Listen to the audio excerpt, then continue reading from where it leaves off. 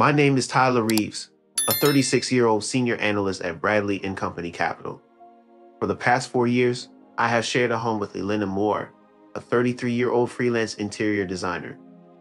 Our lives together in a cozy townhouse on the outskirts of Bennett, Colorado, felt like a perfect blend of routine and comfort.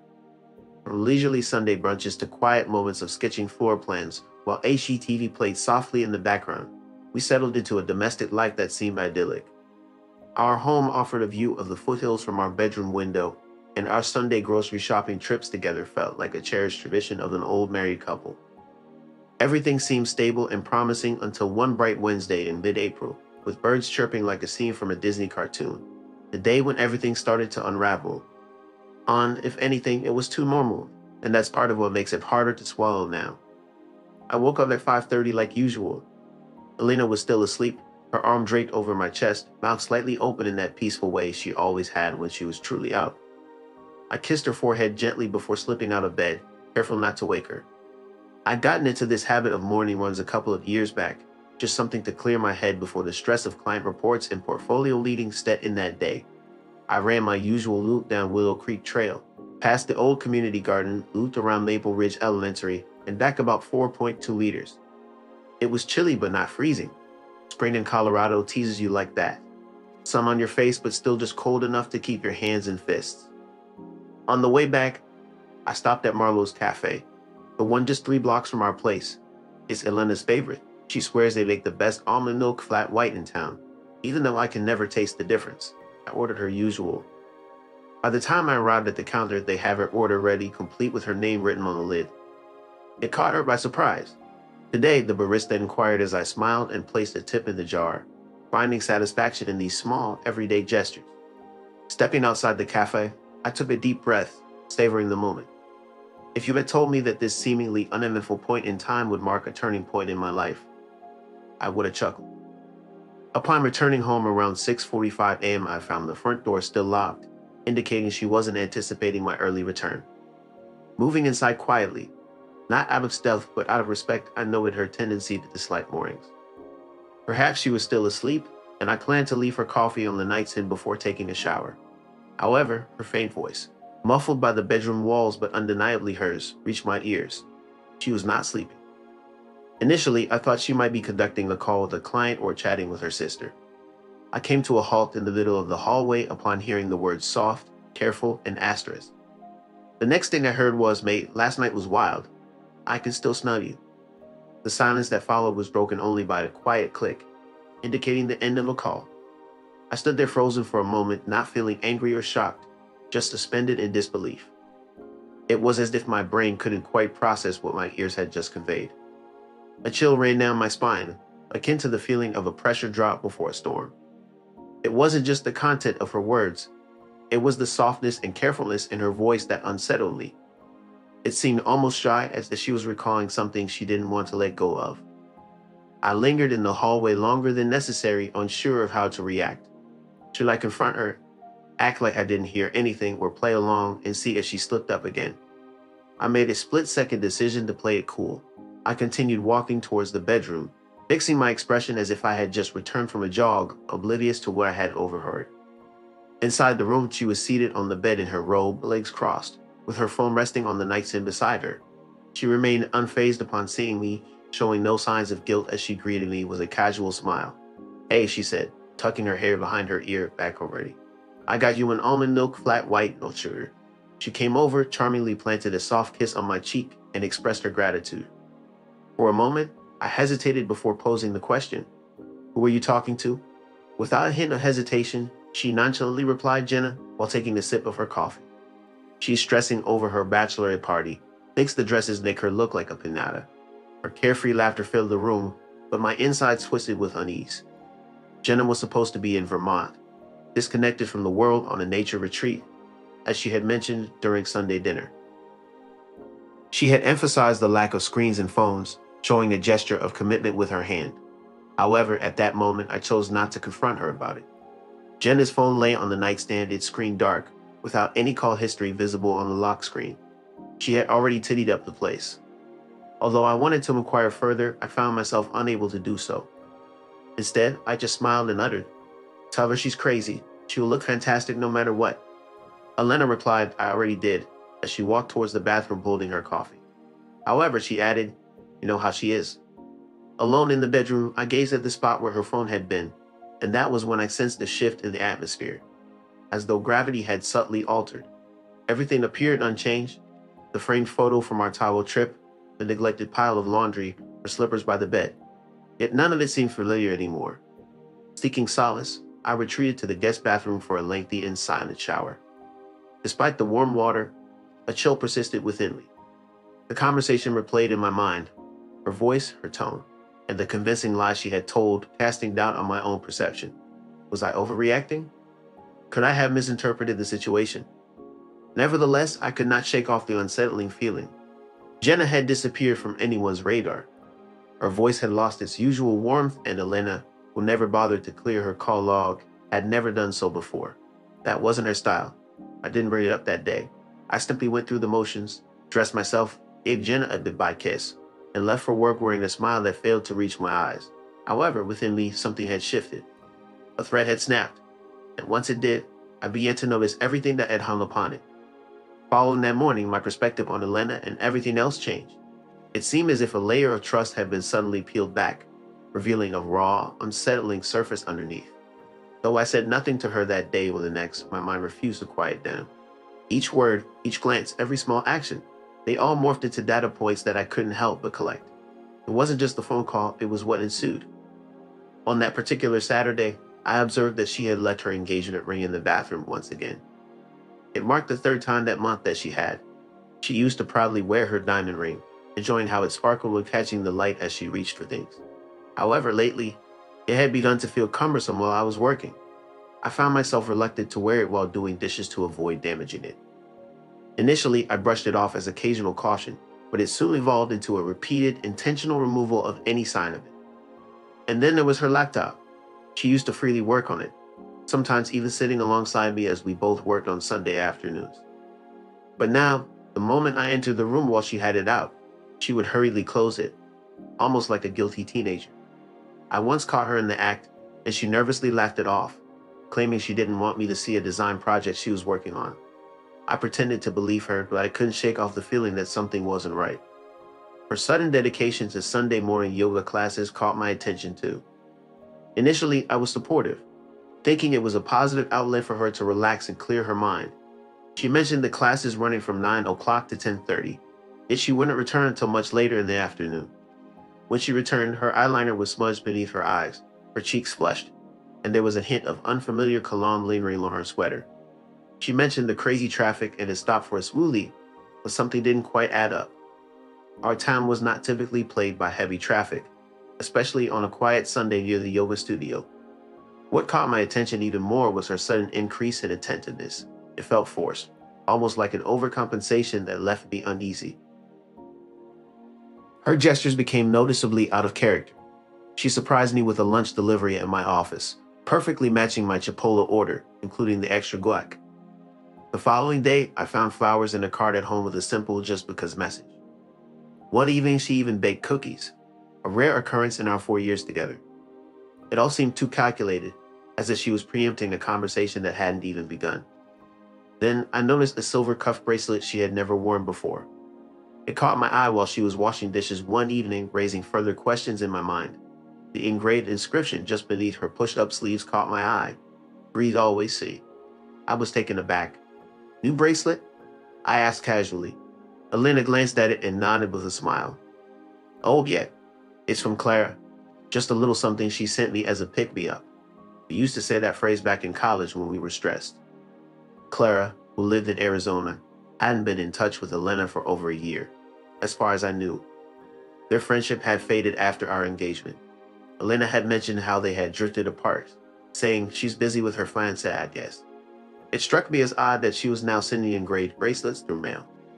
I didn't confront her directly, but the next morning I looked up Clara's Instagram profile. Her last post was in January, with a different quote. "Let go or be dragged." That's when I realized there was a C involved, but it wasn't Clara. From that moment on, I started quietly documenting everything and strategizing. Callie, it felt dirty. Screeching, asterisk our shared credit card statements, copying her mileage logs when I borrowed the car, tracking her Starbucks rewards redemptions. But I needed proof. I needed data. I'm a numbers guy after all. And the numbers, it started talking. There were several large payments over the past 2 months to someone named Christopher. They weren't for furniture or consultation hours. These were transfers through Venmo and Zelle, sometimes labeled vaguely "thanks again" or just a smiley face. One was labeled "room," another just said "perfect weekend." I didn't know a Christopher, neither did Elena. At least she'd never mentioned him. The thing about betrayal is, it never arrives all at once. It seeps in quietly, at first one detail here, this cue there. Then it compounds like interest. You look back and realize the signs were always there, you just didn't want to do the math. One Thursday night, we were curled up on the couch watching The Crown. She leaned into me, head on my shoulder blanket. She reached over our entwined legs, took my hand under her chin, and gave it a squeeze. I squeezed back, but it wasn't reciprocated. No warmth, no safety, no love. All I felt was distance and the lingering scent of her perfume. The memory of last night echoed in my mind. I could still smell you. Those words haunted me, intruding into the most ordinary moments of my day, while brushing my teeth, waiting at the stoplight on South Ridgeway, or heating leftovers in the microwave. She had uttered them so casually, so assuredly, as if it were a common sentiment for her. There was a particular night where sleep eluded me. I lay beside her, listening to her even breaths, eyes fixed on the ceiling. I replayed every encounter from the past few months in my mind, the canceled plans, the lengthy showers, the way she flipped her phone over at notifications, the unexpected lingerie worn one Tuesday and never again. She hadn't been behaving like someone contemplating infidelity. Instead, it seemed she was already involved in a clandestine affair, striving to keep up appearances. Illusion. I toyed with the idea of confronting her about laying out all the evidence I had gathered, call logs, bank records, the bracelet. But I wasn't emotionally prepared for that conversation yet. What I truly craved wasn't denials but concrete and unmistakable confirmation, the unwavering truth. So I came to a decision. I discreetly installed the car tracking app on her phone. It wasn't driven by malice. I simply needed to understand. I reassured myself that I wouldn't resort to using the app unless there was a valid reason. Yet in all honesty, the reasons were already abundant, weren't they? And in that moment, my outlook on life began to shift towards a different reality. I halted thoughts of wedding dates, overlooked fabric samples for the sofa we were planning to refurbish together, and stopped picturing her as my future wife. Instead, I kept vigilant, absorbing, anticipating. The looming storm wasn't a distant threat anymore. It was taking form, and I was gradually discerning its contours. The pivotal moment unfolded on a Friday. I remember vividly because it was meant to be Jenna's birthday weekend. Elena had mentioned earlier in the week that she would be staying over at Jenna's place on Friday night to assist. I set up for the party on Saturday, she said. It's like it was no big deal, like I should have expected it. But by then, I was past the point of giving her the benefit of the doubt. Still, I nodded, kissed her on the forehead, and said, "Tell Jenna I said happy birthday." And then, after she left with her overnight bag and a bottle of sparkling Rosa, I picked up my phone and opened the car tracking app one had quietly installed the week before. I watched the little dot on the map. Not Jenna's neighborhood, not even close. She drove straight across town, past the suburbs, through downtown, and out toward the edge of Bennett. 20 minutes later, her car stopped outside a place I recognized immediately, the Amberleaf Hotel. It was a luxury boutique spot perched on the edge of the city, wrapped in glass and steel, built for quiet discretion and soft landings. My stomach dropped. It wasn't a business trip. It wasn't Jenna. It was him, whoever he was. I didn't hesitate. I walked into the bedroom closet, pulled on a dark button-up shirt, and headed out the door. I chose a casual outfit of a button-down shirt and jeans, completing the look with my watch. Retrieving the ring box from the safe where it had been stored since the day of my proposal, I found it exactly as I had left it, the velvet pristine and the diamond gleaming. As I prepared to set my plan in motion, my heart rate remained steady, a sense of eerie calm enveloping me almost like a machine. During the drive to the hotel, I eschewed my usual habits of blasting music or venting my emotions, opting for a contemplative silence instead. I refrained from reaching out to her or succumbing to tears, allowing the weight of reality to seep in gradually, chilling me to the core. Arriving at the hotel, I parked nearby and discreetly made my way through the bar entrance rather than the lobby. The ambience inside was refined, The lighting soft and the decor plush with leather booths and a grand marble bar illuminated by amber pendant lights. Seating myself strategically near the elevator area I took in the surroundings with a clear line of sight. A bartender approached, appearing unfazed by unusual requests, likely in his late 20s. Passing him a generous tip and placing the ring box on the bar, I requested his assistance without elaborating. Recognizing my need for discretion, he nodded in understanding. As I was about to give him instructions, my sentence was left unfinished. "Just from Tyler," he said. A brief nod from the bartender as he tucked the box behind the bar. I settled in, nursing a whiskey for what felt like an eternity. 20, maybe 30 minutes. The room bustled with activity. Laughter, chatter, music softly humming in the background. My gaze remained fixed on the elevator, anticipating its asterisk ding asterisk. And there she was, stepping out with elegance. Elena in a striking crimson dress, her hair falling in soft waves, the click of her heels echoing on the tile. Beside her, Chris, a stranger to me then, but one whose appearance I recognized. His forearm displayed unmistakable tattoos, a blend of tribal designs and roses. Tall, muscular, with a rugged charm, he exuded confidence and allure. They were wrapped up in each other, exchanging laughter and gestures. Oblivious to my presence, the bartender intervened, gracefully approaching them. "Excuse me, ma'am," he interjected, handing her the mysterious box. Baffled, she hesitantly opened it. As she laid eyes on the ring, her entire world seemed to crumble. The once vibrant smile on her face disappeared, replaced by a frozen, blank expression. The color drained from her face as if a switch had been flipped. The man next to her, bewildered, questioned the situation. "What is this?" he asked. You'd only managed to stammer, I don't know." Caught off guard, he took a step back and inquired, "Who's Tyler?" Searching the room, she finally found me, and our eyes locked in a moment of undeniable silence. With determination, she approached me, dropping her companion's hand as if it were scalding her. "Tyler," she uttered, her voice trembling. "Please wait. It's not."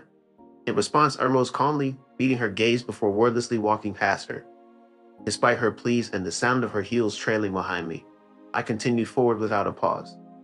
It was only after stepping outside into the cool night air that I breathed a sigh, not of relief or satisfaction, but of acceptance of the stark reality before me. She was not who I thought she was. Desired. Yet in an instant, I realized she was altogether different. I sat in my car with hands gripped on the steering wheel, observing her silhouette through the window of the bar, motionless and holding onto the ring box as if it held a threat. Neither she nor he followed me as I left. The drive home felt like a blur, passing by the familiar streets we once strolled. The cafe where our first argument erupted, the park where I almost proposed before losing nerve and postponing it. Everything had been building up to this point. Arriving home, I refrained from outbursts or tears. Perched on the edge of what was once our bed, now just mine, I gazed at the framed photo of us on the nightstand. Cabo. A couple of summers ago. She wore her beloved blue bikini, and we both radiated happiness. Silently, I turned the frame face down before switching on my laptop, accessing our bank accounts, pausing the shared credit card, and altering passwords to disassociate from anything with my name on it. I wasn't merely walking away from her. As I carefully removed her from the photo, I quickly composed a new email to Thomas Moore with the subject line, "Urgent concern regarding Elena." I kept the message concise and professional, sticking to the facts. Elena's father and I had previously collaborated on investment ventures, and he held me in high regard. While my intention was not to tarnish Elena's reputation, I also didn't shield it. Thomas responded promptly in less than 2 hours, suggesting a discreet meeting and providing his contact information. As I leaned back in my chair, I realized that Elena was not only facing the loss of her fiancé, but also the loss of trust, not just from me, but from her father as well. The following morning, I found myself seated in the lobby of a high-rise building in North Bennett, waiting for the elevator that would transport me to Thomas Moore's top-floor office. Elena's father was not only affluent, but also exuded old-school sophistication with his sharp suits and unwavering demeanor. Initially, I had felt intimidated by him, but over time, I managed to earn his trust and to some extent, his respect. Together, we had carried out 2 successful projects, discreet and above-board transactions that had proven beneficial. Determined to expand his firm's reach and gain leverage within my own, I was faced with the aftermath of Elena's betrayal. Not only had I lost a fiancé, but the alliances I had meticulously built over the years were also at risk. However, as I entered the office, I was not seeking sympathy. I had a plan in mind. The elevator dinged softly, and the receptionist ushered me in with a subtle gesture. Thomas stood at the other end of his sleek corner office, the early morning skyline framing him through the glass walls. His impeccably tailored charcoal gray suit exuded confidence. Without shaking my hand, he simply nodded as I greeted him. "Tyler, Mr. Moore," I acknowledged, taking a seat as he indicated towards the leather chair. I wasted no time and got straight to the point, my hands dry and my voice steady. I had rehearsed my words in the car, focusing on logic over emotion. This meeting was about strategic positioning. "I assume you've seen the email," I began. "I have," he confirmed, retrieving a thick navy folder with my name on the label from a drawer. Elena's situation presented us with a unique opportunity too. "It's a tough situation," he remarked, "but I need to hear it from you." So I relayed only the facts to him: the bracelet, the tracking app, the payments to Pris Resten, the Nayat Danyam relief. I presented the truth plainly without any embellishments or smears. Once I had finished, he remained silent for a moment, reading through the folder I assumed contained his own notes. "Elena has always craved attention," he eventually commented, with a hint of distaste in his voice. I cautioned her once before, and I won't do it again. There was a sense of finality in his words rather than anger. He got up and went to a cabinet, pouring 2 fingers of scotch into a crystal glass and handing it to me without hesitation, even though it was mid-morning. "I have a proposal," I began. "A clean solution that won't tarnish your family's reputation in the media." He arched an eyebrow but let me continue. "I will remove myself from your daughter's life," I offered, "but I would like to maintain our business connections." The conversation was left hanging, the words not unspoken. In a show of sentiment, I've begun developing something new, an investment platform founded on a stricter code.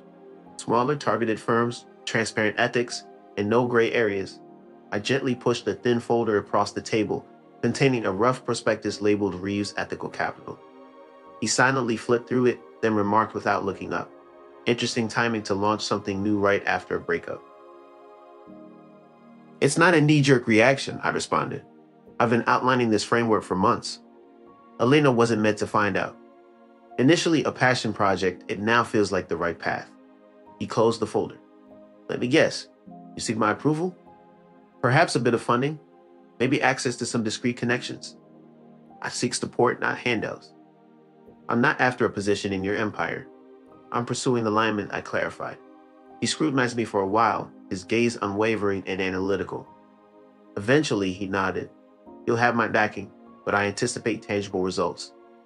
And discretion is paramount. No tell-alls, no leaked messages, no strategic media appearances naturally." He strolled back to his chair behind the desk, settling down. "Clean it up," he instructed, repeating his email directive without mercy. Those words left a lasting impression on me. That same day, I took the necessary steps to transition half of my liquid assets into a holding account and initiated contact with potential investors. Many of them were individuals disenchanted by the questionable practices of traditional venture capitalists, opting instead for ethical approaches and genuine passion for their work. In just 72 hours, I secured 3 verbal commitments and garnered enough initial capital to move forward with the required paperwork. Meanwhile, Elena remained unaware of these developments. We had not communicated since that fateful night.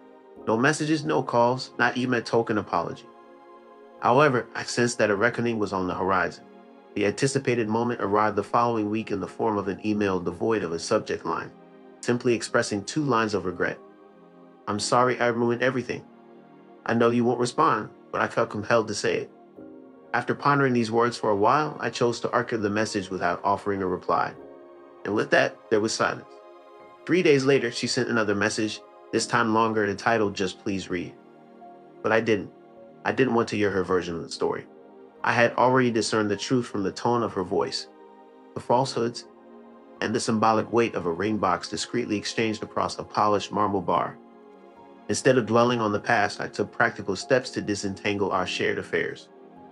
I consulted with a lawyer to sort out our joint accounts, discreetly canceled the June vacation we had planned, and returned the deposits for the wedding arrangements made in her name. There were no scenes, no ultimatums, just a calm and orderly separation. It wasn't about seeking revenge. It was about maintaining cleanliness in the aftermath. As I boxed up her belongings, the smooth jazz tunes of Miles Davis on vinyl provided a soothing backdrop. I folded her sweaters with care, stowed away the jewelry she had left behind in padded envelopes, and left a simple note on top of the box. Let me know where to send this, nothing more.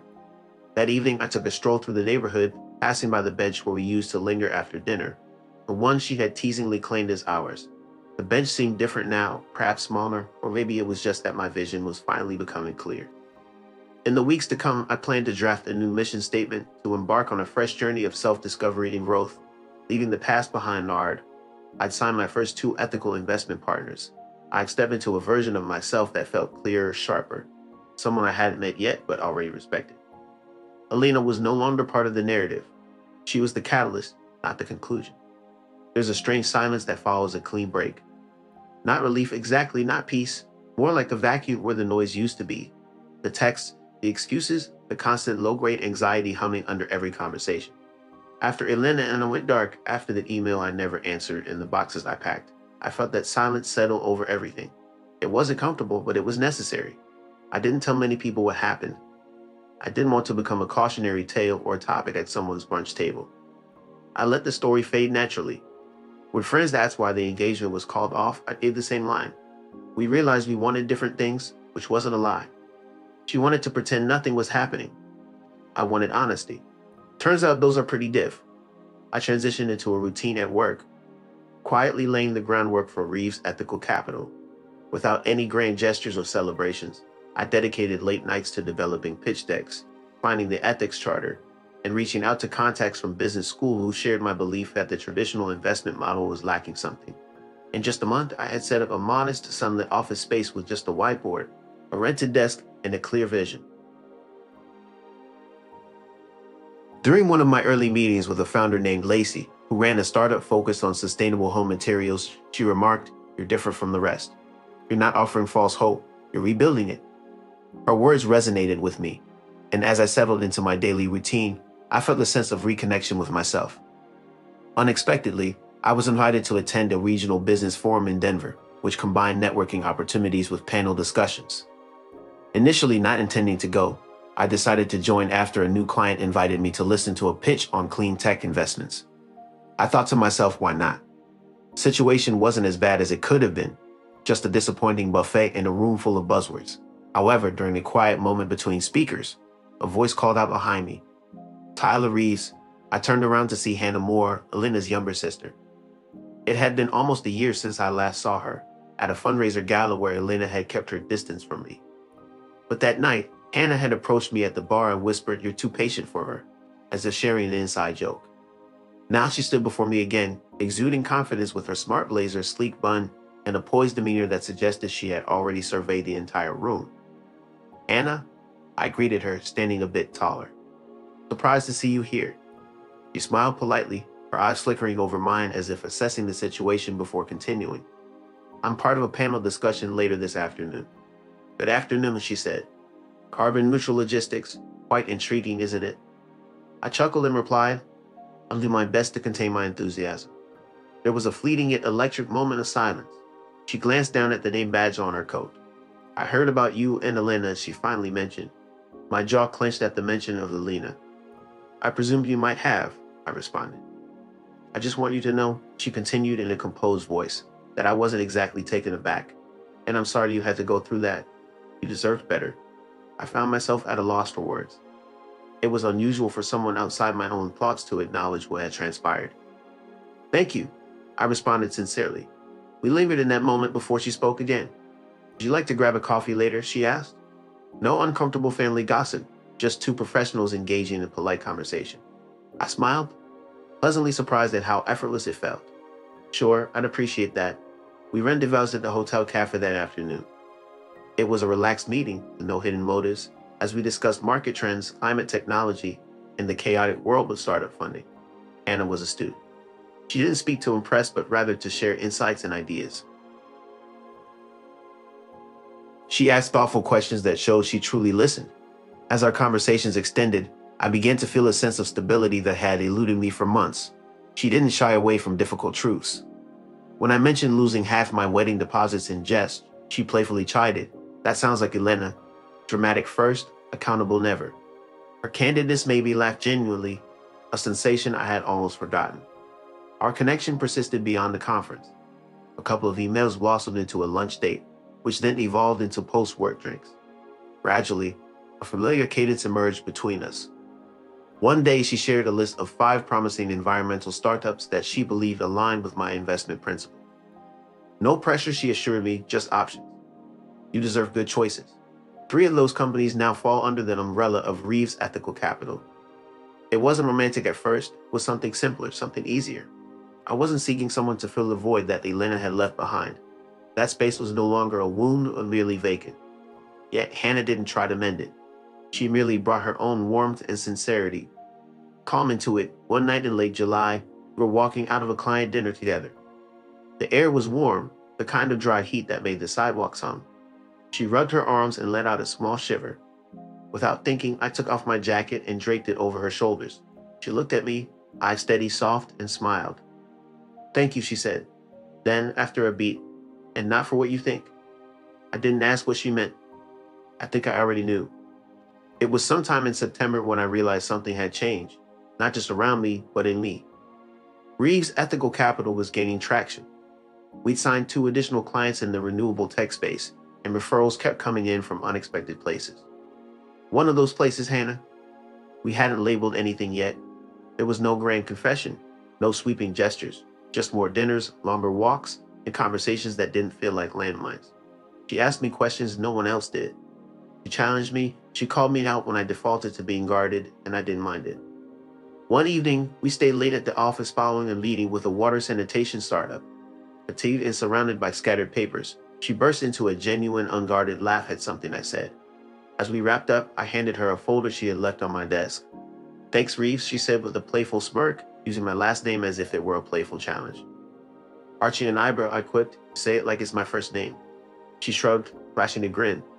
"Maybe it suits you better now." As I escorted her to her car that night, a phrase slipped out of my mouth unintentionally. "This feels different." She simply nodded in understanding and remarked, "That's because it is." Time flew by, and 6 months later, Reeves Ethical Capital was not really surviving but flourishing. We had secured funding from one of Thomas More's more discreet syndicates, and our commitment to conscious returns was causing ripples in the investment world, steadily gaining traction without flashy headlines. During our firm's half-year celebration, held on a memorable evening, the rooftop of a repurposed factory served as our workspace. Thomas arrived in a navy suit and sunglasses, exuding a serious demeanor. He greeted me with a strong handshake and remarked, "I made the right call. Just remember who stood by you when it mattered," he added. "I haven't forgotten," I replied. Later that evening, I found Hannah at the balcony's edge, sipping a drink, her hair flowing freely. She appeared serene and resilient. From my jacket pocket, I retrieved a small box, catching her eye. "That better not be a ring," she teased. "Not yet," I chuckled. Inside was a dark green pendant, reminiscent of the color of her eyes. "This isn't a promise or a new beginning," I clarified. She raised an eyebrow as I continued, "It's a symbol that I'm learning to trust again on my own terms." Gently closing the box, she met my gaze. "So am I," she declared. In that moment, I realized we weren't repairing something damaged, but instead creating something entirely new.